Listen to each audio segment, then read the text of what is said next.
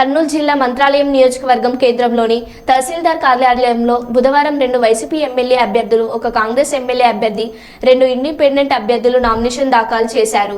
ముందుగా YCP MLA అభ్యర్థి why Balanagi Reddy రెండవ సెట్ నామినేషన్ దాఖలు చేశారు.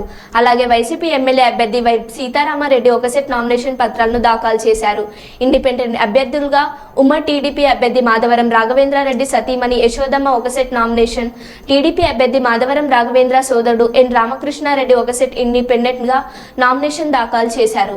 మంత్రాలయం నియోజకవర్గంలోని కొసగి మండలంకు చెందిన కృష్ణారాజ్ కాంగ్రెస్ పార్టీ ఎమ్మెల్యే అభ్యర్థిగా నామినేషన్ల పత్రాలను ఆర్వో మురళికి అందజేశారు. ఈ సందర్భంగా మంత్రాలయంలో త్రిముఖ పోటీ జరుగుతుంది.